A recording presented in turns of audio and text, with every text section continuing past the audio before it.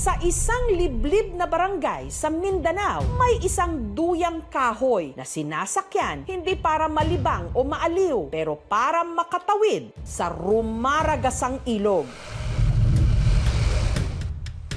Nakakabit ito sa isinabit lang na kable at umaandar na parang zipline. Bismillah, bismillah. Walid, kapit ka pipi man. Bismillah. Bakit? Wash. Anak! Paano kapag nagsipyat, nahulog sila?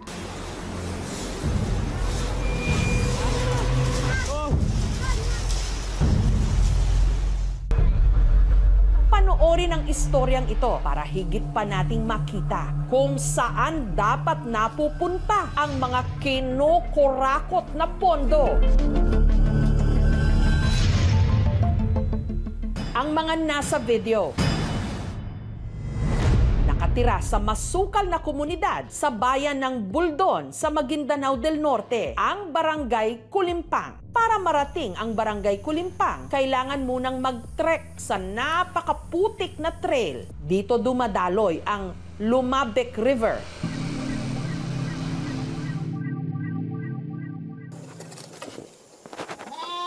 Alas 5 pa lang ng madaling araw, gising na sina Kauling, Walid at Siti. Ha? Ngaro ka no? Kuan yun, naonsod niyo. Batog na.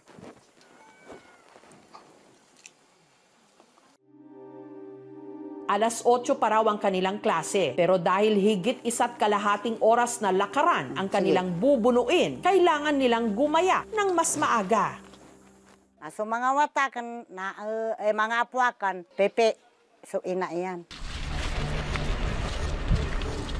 Makalipas ang halos kalahating oras na lakaran, narating na nila ang ilog na kailangan na nilang tawirin.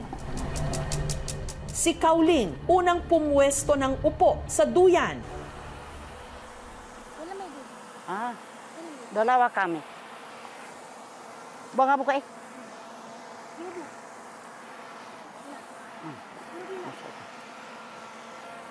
Sunod namang isiniksik nito sa kanyang tabi ang kanyang apo na si Siti.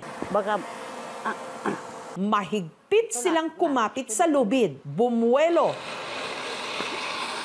at saka itinulak ang duyan.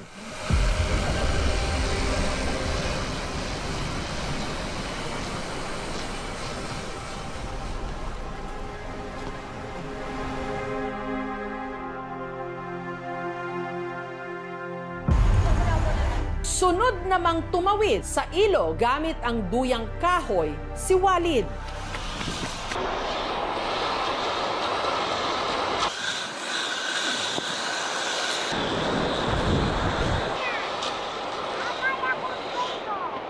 Mahangin po, ini-enjoy ko lang yung motor.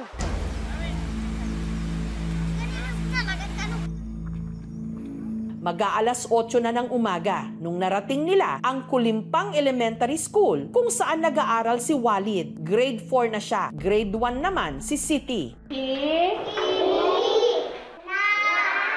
Pag pumapasok po yung mga estudyante namin, madalas po marurumi yung mga paa nila. Ang kanilang kalbaryo, dumudoble pa raw tuwing may bagyo. Kapag umulan po dito, naabot hanggang ulo nila. Delikado talaga. Kabayakan na mapag-iskila ko, kabayakan na mapasada ko, para madago sa kahirapan. Maiinggan niyo po yung mga kabataan na pumasok po sa eskwela kung sila po ay magkakaroon ng tulay. Hindi po katanggap-tanggap na merong mga bata na para lamang makapag-aral ay nilalagay ang kanilang mga sarili sa hindi ligtas na mga sitwasyon. Ang panawagan po natin sa ating gobyerno, mag-allocate ng mas marami pang pondo. Ang isa pang apo ni Lola Kauling na si Asnawe, grade 2 lang ang natapos. Kahit 13 anyos na ito ngayon, mas pinili kasi nitong huminto na lang sa pag-aaral at tumulong sa mga residenteng tumatawid sa ilog gamit ang zipline. Isin ako body sugar.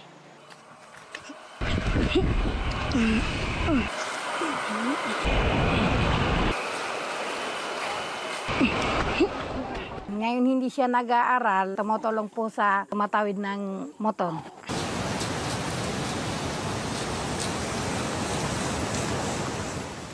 Kubaya sa penulugang ng motor, pero kakarsada niya ako tita na kelas sa rumah. Bismillah, bismillah.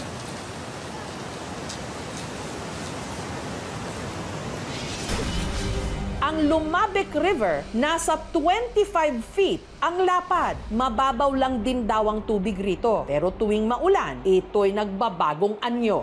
Ay, si Walid! Bismillah, bismillah.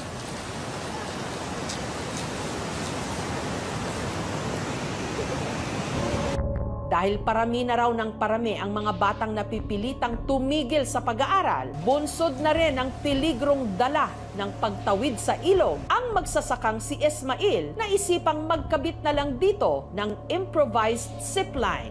Ya kabde ini kabita meron ya kalindunian na hindi 5 feet. Tapos kabita namin isa kuan moton ago tali para sa ago untoda para mapiaga pagari pago mga tao. Ang nagastos namin dito mga 30 mil. At ipinagamit niya ito ng libre. Malaking tulong man sa mga residente. May ilan na raw na naaksidente.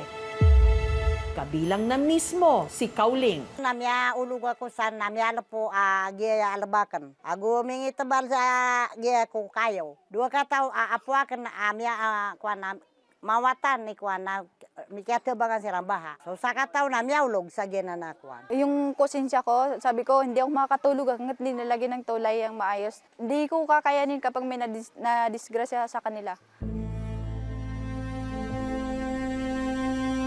Ang anak kasi ni Kauling na si Saima, minsan na rin ditong naaksidente. Habang nakasabit kasi siya sa duyan ng zipline, ang nakalambitin niyang mga paa. Tumama sa mga bato. Nakailang hampas. Nung pangatlo na ano na yung paa ko, so nasaktan na ako dito, so nakabitaw ako.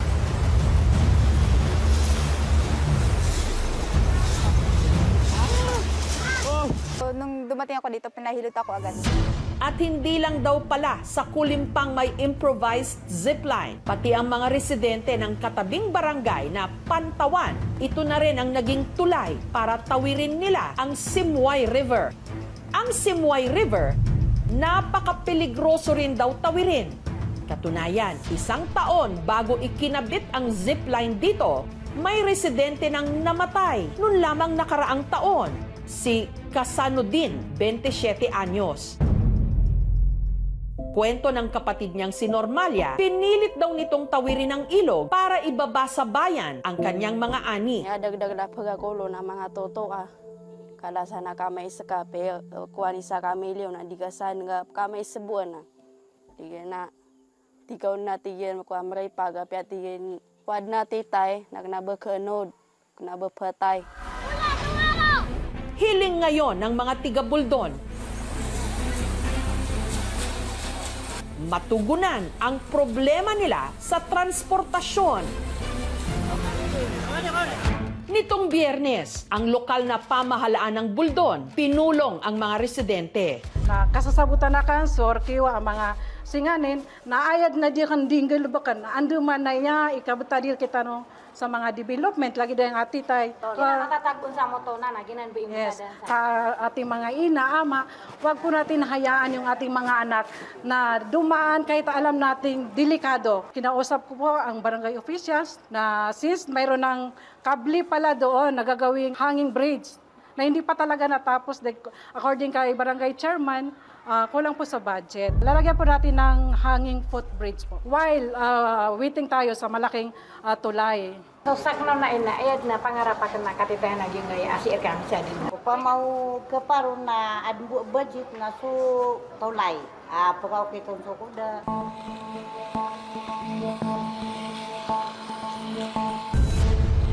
Sa bansang tinaguriang duyan ng magiting, ang masakit na katotohanan habang kinukurakot ang kaban ng bayan, ang ilan nating mga kababayan kumakapit sa duyang upuan.